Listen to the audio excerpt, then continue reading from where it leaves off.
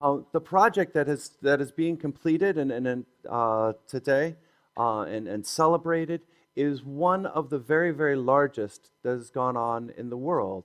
So if you take just the budget and the scale of the project, it is on almost exactly what it is Google has spent on their whole Google Books project of going and digitizing 20 million books. And it's actually more than everything that the Internet Archive has ever spent on all of its projects. So the scale of what it is that's been accomplished towards digitizing the audio and the video collections of Holland is it's of world class.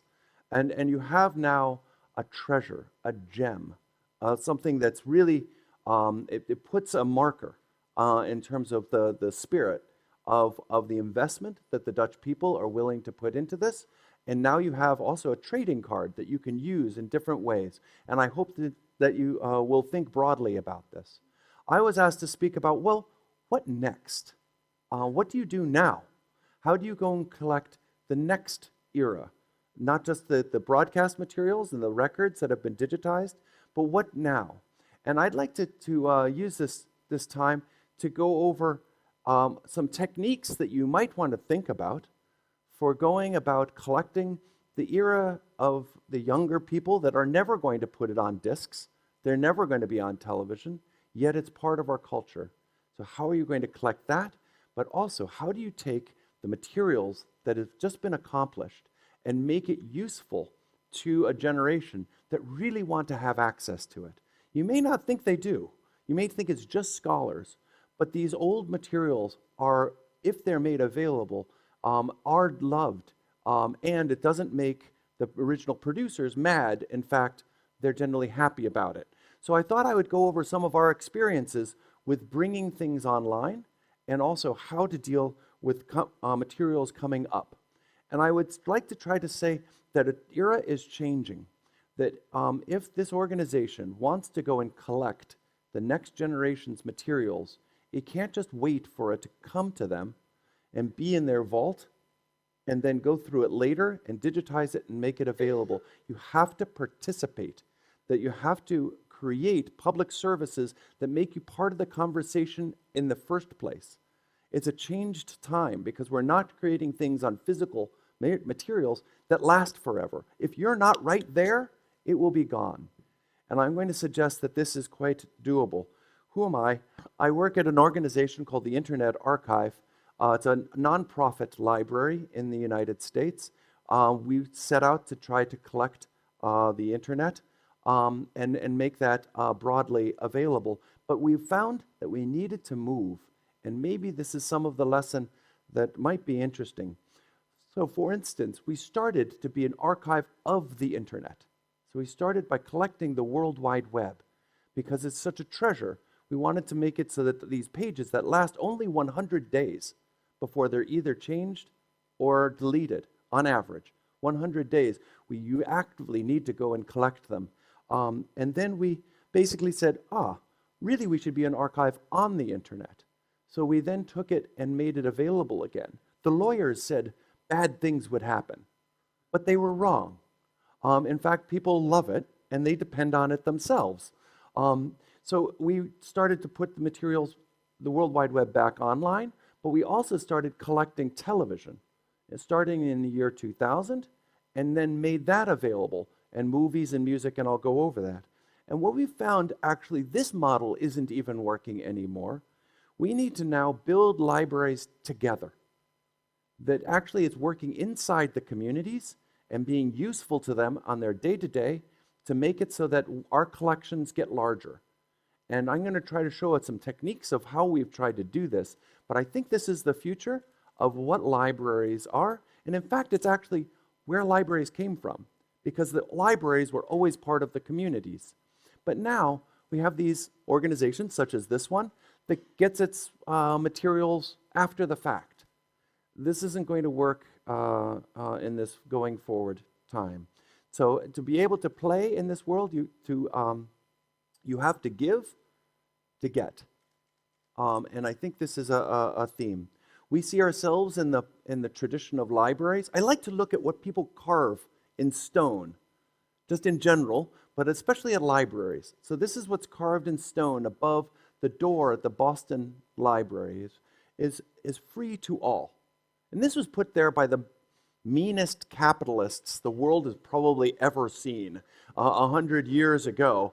But libraries are special, that they play a role of spreading information and education that I think is important for us to all remember of what our role is as some of these issues around what can I give access to, what can I not, what am I allowed. This is the tradition that we are from. So I'm going to go over different types of things that we have worked with and to try to show paths that we have used to go through some of the issues about rights issues as well as technology issues.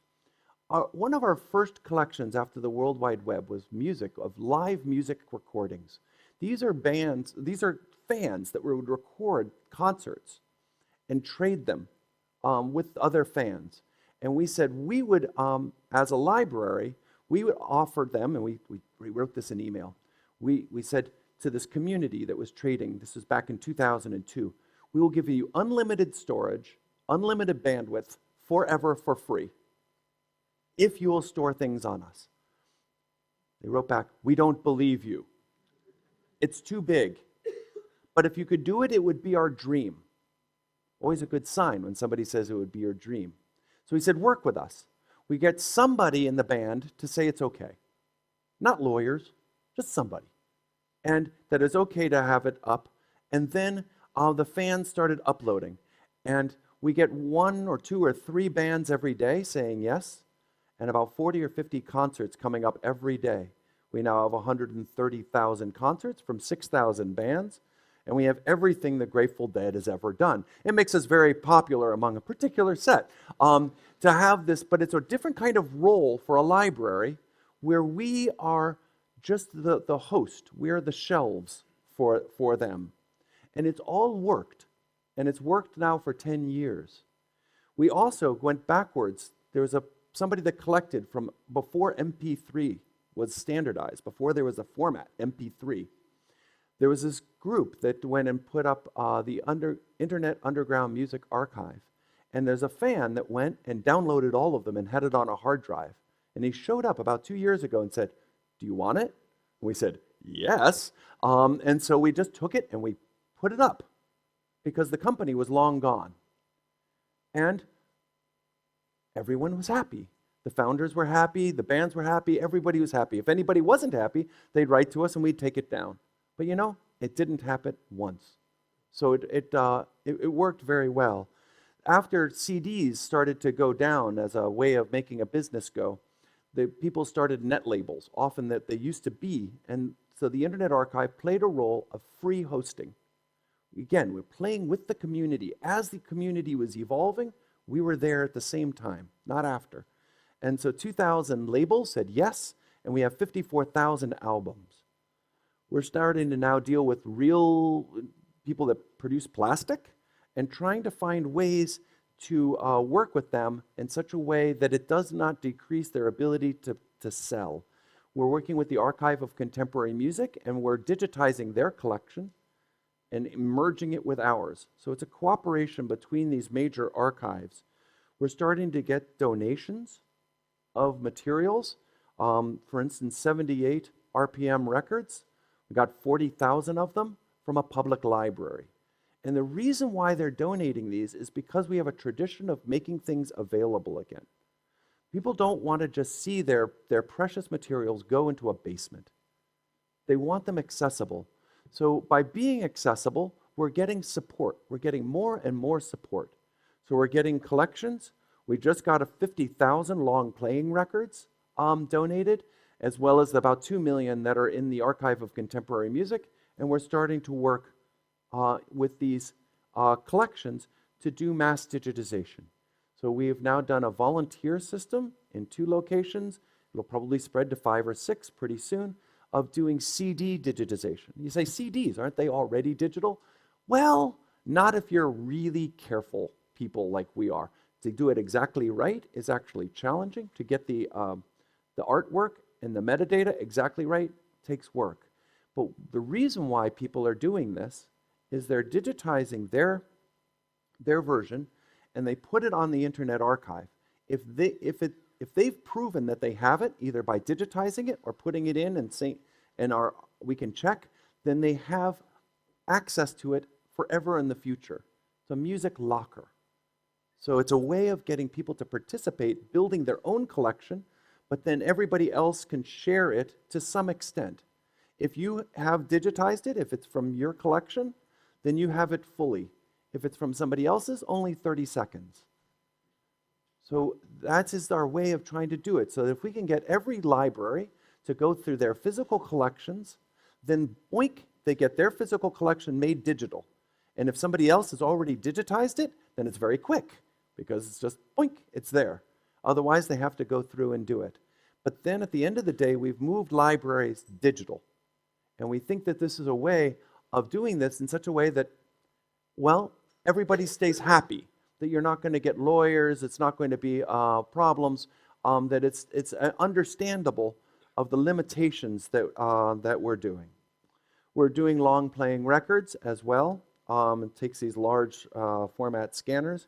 And one community that we're serving are researchers, where these researchers, I'll let you read this for a minute. These researchers make computer programs that listen to music, that analyze music. And they just didn't have a big collection to play with. They needed a big collection that had good metadata so that they could teach their computers what jazz sounds like, what hip-hop sounds like. And the way you do that is you give it lots of examples. And so these researchers wanted to have access to large collections. So there are some of our first users, is to go over our now 10 or 20 million tracks of commercially produced music and to be able to do their work. We've also made listening rooms so that if you physically go into our space or in any partner space, you can listen to the whole collection. And again, this is an area that has of music and music distribution that tends to be scary because of all of the fights that have been in this field.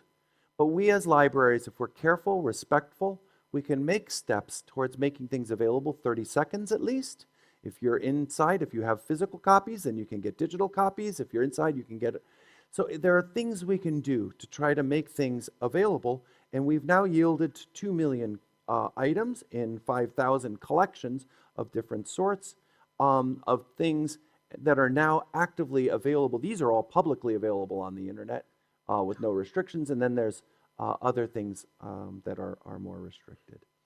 So music, I'm just trying to go over some of the things that I'm hoping are ways forward for this organization looking forward. Television. We started collecting television in the year 2000 because the Library of Congress was supposed to, but then they just didn't. And it was kind of embarrassing. So we hit the record button, and we started recording Russian, Chinese, Japanese, Iraqi, Al Jazeera, BBC, CNN, ABC, Fox, 24 hours a day, DVD quality, since the year 2000. We're now up to around 70 channels from 25 countries, continuously. And then the question is, what could we do with it? So we started by just collecting, just as this organization has, but then how can you make it available again? Well, we started by lending. And what does lending mean? Lending means we put an index up on the internet that had only 1-minute clips. If you wanted the full program, you had to request it from us. We put it on a DVD, we send it, and then you have to send it back in 30 days. Lend it. But the index, for many people, is good enough. Actually, it's a minute.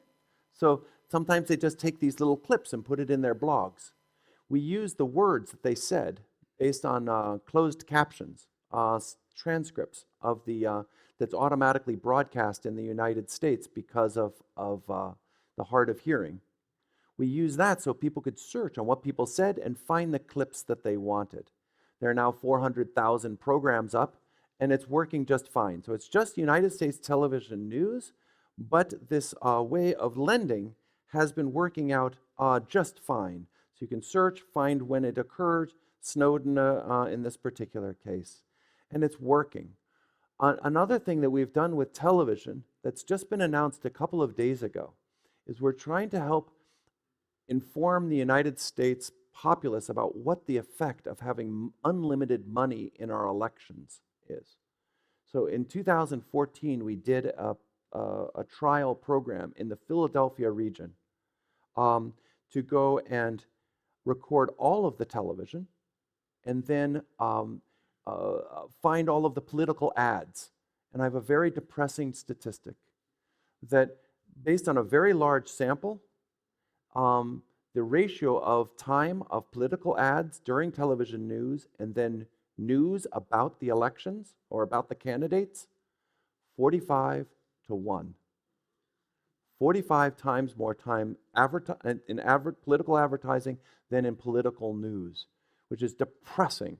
But hopefully it's going to help inform the populace or the regulators that actually unlimited money is a problem.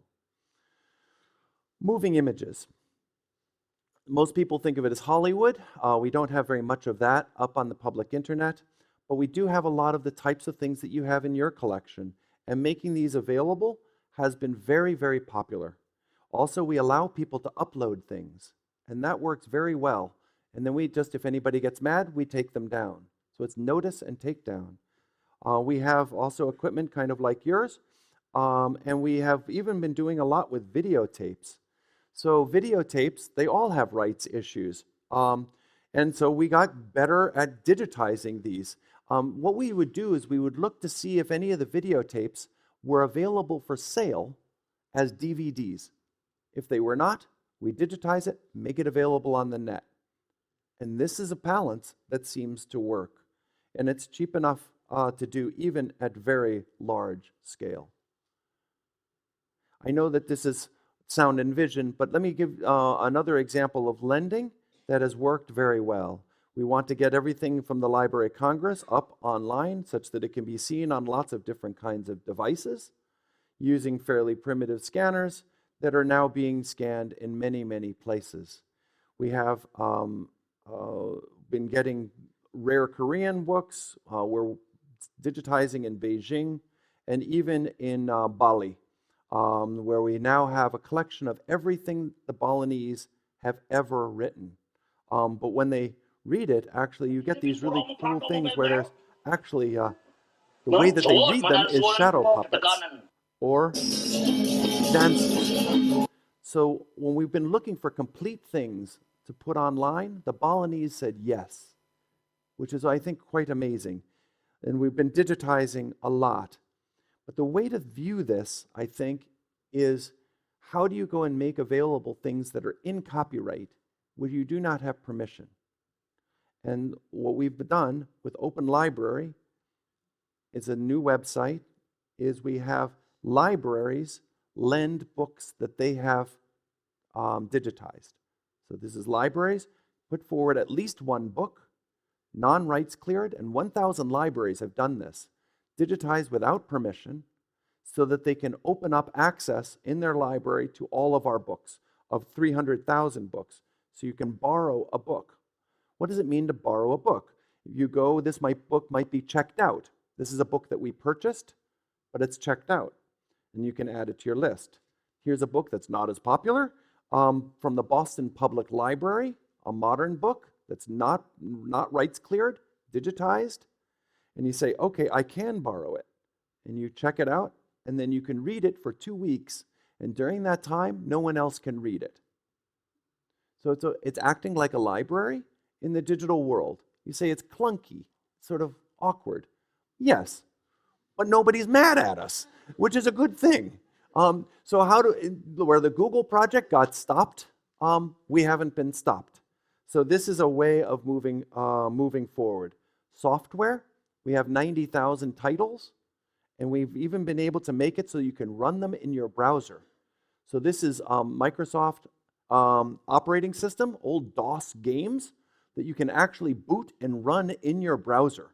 It's kind of surreal. Anyway, it's very popular because I guess a lot of people spend a lot of time on these games and they go, oh, I haven't seen this game. And they love it, and people aren't mad. And the people that are mad, and there are some, because like Pac-Man or like, they say, well, they are still selling it, and we just take it away. So if we just sort of bend, not break, it works very well. We're probably best known for the World Wide Web and collecting everything that we can on the World Wide Web and making it available again. So this is what Yahoo looked like in 1996. Pets.com with the little sock puppet. Bad old library catalogs. And there are some of our users have shown us reasons for us. This was a snapshot of a press release from the President of the United States being on an aircraft carrier saying mission accomplished, that the combat operations in Iraq have ended. Yet 2 days later, they changed the press release to say that major combat operations have ceased. They didn't tell anybody they were changing the press release. And if there was nobody recording it, there would have been no record. So we need these things to not only be recorded at the time, but we need them to be available immediately. Another example of working together in the World Wide Web area is we now have a tool to help people work together. An example is when the Japanese tsunami hit. Within 2 hours, we were working on it, and we had people all over the world suggesting different sites. So it was very important to the Japanese. So we archive things that are no longer there. Archive things that are no longer there. And this is a way of working together to make it all happen. And we presented it back to the National Diet Library. So it's a way of working together immediately, which I think is the only way to go. Next up is going to be personal digital archives. So where many of our families, things are in boxes, or maybe they're on a hard drive, but now they're probably most likely to be on Flickr or on Google someplace, or just someplace. That's where our memories are. If we are not proactive in getting those, we will never get them. But we won't get them because these are personal. They have passwords. How can we work as institutions to help people collect their memories so that they exist for 100 years from now? It's not going to be by waiting for it. It's going to be being in there and working with people. Universal access to all knowledge. I believe it is one of the great things that our generation can offer to the world. It will be up there with the Library of Alexandria or the Gutenberg Press. But it is everyone's mission to be able to make all of this come true. And as last, carved above the door of the library, the Carnegie Library in Pittsburgh, again, one of those capitalists, was free to the people. Thank you very much.